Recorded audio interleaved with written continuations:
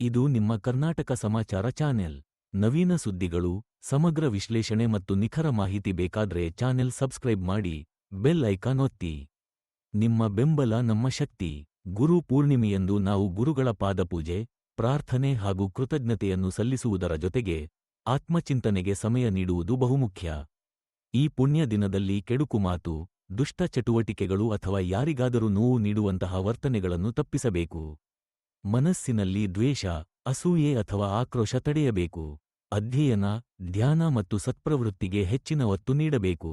ಗುರುಗಳ ಮಾರ್ಗದರ್ಶನವನ್ನು ಗೌರವಿಸುವ ಈ ಸಮಯದಲ್ಲಿ ಶುದ್ಧ ಮನಸ್ಸಿನಿಂದ ಸದಾ ಉತ್ತಮ ಕಾರ್ಯಗಳಲ್ಲಿ ತೊಡಗಿಸಿಕೊಳ್ಳುವುದು ಅತ್ಯವಶ್ಯ. ವೈದಿಕ ಕ್ಯಾಲೆಂಡರ್ ಪ್ರಕಾರ ಆಷಾಢ ಮಾಸದ ಹುಣ್ಣಿಮೆಯಂದು ಅಂದರೆ ಈ ವರ್ಷ ಜುಲೈ 10ರಂದು ಗುರು ಪೂರ್ಣಿಮೆ ಹಬ್ಬ ಬಂದಿದೆ. ಈ ಹಬ್ಬವು ಗುರು ಮತ್ತು ಶಿಷ್ಯರ ನಡುವಿನ ಪವಿತ್ರ ಸಂಬಂಧದ ಸಂಕೇತವಾಗಿದೆ. ಮಹರ್ಷಿ ವೇದವ್ಯಾಸರು ಆಷಾಢ ಮಾಸದ ಹುಣ್ಣಿಮೆಯಂದು ಜನಿಸಿದ್ದರಿಂದ ಆ ದಿನವನ್ನು ಗುರು ಪೂರ್ಣಿಮಾ ಅಥವಾ ವ್ಯಾಸ ಪೂರ್ಣಿಮಾ ಎಂದು ಪ್ರತಿ ವರ್ಷ ಆಚರಿಸಲಾಗುತ್ತದೆ. ಇದರ ಜೊತೆಗೆ ಈ ದಿನ ಲಕ್ಷ್ಮೀ ದೇವಿಯ ಪೂಜೆಗೆ ಸಹ ವಿಶೇಷವಾಗಿದೆ. ಆದ್ದರಿಂದ ಈ ಶುಭ ದಿನದಂದು ಯಾವ ಕೆಲಸಗಳನ್ನು ಮಾಡಬೇಕು ಮತ್ತು ಮಾಡಬಾರದು ಎಂಬುದನ್ನು ಇಲ್ಲಿ ತಿಳಿದುಕೊಳ್ಳಿ. ಕೂದಲು ಮತ್ತು ಉಗುರು ಕತ್ತರಿಸಬೇಡಿ.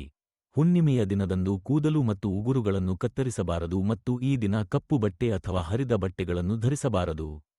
ಹೀಗೆ ಮಾಡುವುದರಿಂದ ನಿಮ್ಮ ಜೀವನದಲ್ಲಿ ನಕಾರಾತ್ಮಕತೆ ಹೆಚ್ಚಾಗುತ್ತದೆ.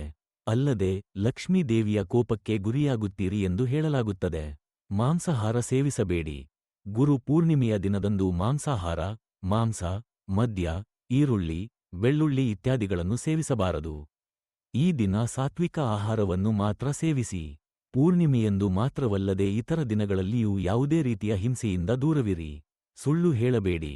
ಆಷಾಢ ಮಾಸದ ಹುಣ್ಣಿಮೆಯಂದು ಜಗಳವಾಡುವುದು, ಸುಳ್ಳು ಹೇಳುವುದು ಅಥವಾ ಯಾರಿಗಾದರೂ ಹಾನಿ ಮಾಡುವುದು ಒಳ್ಳೆಯದಲ್ಲ. ಹೀಗೆ ಮಾಡುವುದರಿಂದ ಲಕ್ಷ್ಮೀ ದೇವಿಯು ಕೋಪಗೊಳ್ಳುತ್ತಾಳೆ ಮತ್ತು ನೀವು ಹಣಕ್ಕೆ ಸಂಬಂಧಿಸಿದ ಸಮಸ್ಯೆಗಳಲ್ಲಿ ಸಿಕ್ಕಿ ಹಾಕಿಕೊಳ್ಳುವ ಪ್ರಸಂಗಗಳಿಗೆ ಕಾರಣವಾಗಬಹುದು.